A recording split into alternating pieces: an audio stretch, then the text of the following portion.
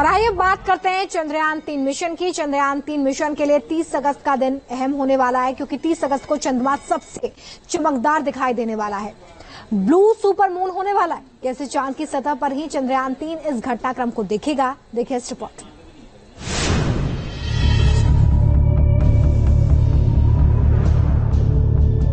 चंद्रयान-3 की इन तस्वीरों ने पूरी दुनिया को पहली बार चांद की सतह का करीब से दीदार कराया है।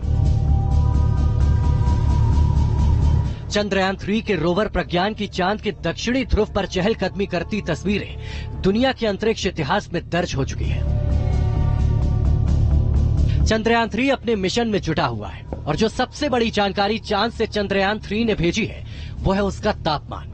चंद्रयान-3 ने जो डेटा भेजा है उसके मुताबिक चांद की सतह का तापमान 50 डिग्री सेल्सियस से लेकर -10 डिग्री सेल्सियस तक है। चांद के साउथ पोल पर तापमान में इस अंतर को लेकर वैज्ञानिक भी हैरान है। चांद की सतह के कई और राज भी अब जल्द ही खुल सकते हैं और वो दिन होगा 30 अगस्त को, जब चंद्रमा पर ब्लू सुपर मून की स्थिति होगी। अगस्त में दूसरी बार सुपर मून दिखेगा। सुपर मून तब होता है जब चंद्रमा अपनी कक्षा में पृथ्वी के निकटतम बिंदु यानी पेरिगी पर पहुंचता है। इस दौरान धरती से चांद की दूरी 2,26,000 मील होती है और चांद 7% ज्यादा बड़ा और चमकीला दिखता है। लेकिन ब्लू सुपर मून में चंद्रमा की धरती से दूरी और कम हो जाती है और सिर्फ 2,22,000 मील रह जाती है। खास बात यह भी है कि ब्लू सुपर मून नाम रंग के कारण नहीं रखा गया, बल्कि ये कभी कभी होने वाली घटना है, इसीलिए इसे ब्लू सुपर मून कहा जाता है और ऐसे कई सालों में एक बार होता है। कि जिस महीने में 2 बार पूर्णिमाएं आए तो उसको वो ब्लू मून माना जाता है। ये यानी कि यूरोपियन और अमेरिकन कल्चर के हिसाब से है। इसका कंसेप्ट हमारे यहाँ नहीं था। दूसरी चीज आपने उसमें पूछी है सुपर। सुपर का अर्थ है एक्चुअली खगोल विज्ञान की भाषा में पेरिजी मून। पेरिजी यानी कि चंद्रमा की जो दीर्घवृत्ताकार कक्षा है उसमें चंद्रमा पृथ्वी के निकटतम बिंदु से जब होके गुजरता है वो पेरिजी है।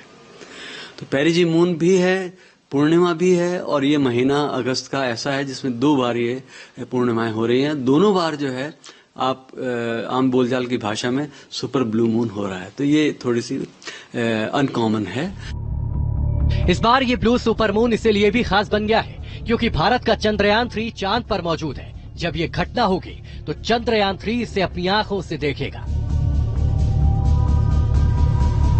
माना जा रहा है कि सुपरमून की घटना के दौरान वैज्ञानिक चंद्रयान-3 के जरिए चांद के बारे में कई अहम जानकारियां जुटाएंगे। मसलन सुपरमून होने पर चांद ज्यादा चमकीला कैसे दिखता है, चांद के तापमान में क्या बदलाव होता है, धरती के ज्यादा करीब आने पर चंद्रमा पर क्या प्रभाव पड़ता है, सुपरमून होने पर धरती पर क्या बदलाव होते हैं। तो अगर हम अमावस्या के दिन तो नहीं देख सकते, लेकिन जिस तरह से ये मोमेंट है सुपर मून का, ऐसे मोमेंट जो है पूर्णिमा के दिन मिनी मून का भी हो सकता है, जो कि हम एपोजी मून बोलते हैं। तो इन दोनों स्थितियों में इसके आकार में जो है लगभग 14% का फर्क आता है, जिसका मतलब है कि इसकी जो तेजी है रोशनी की उसमें करीब 28% का फर्क है।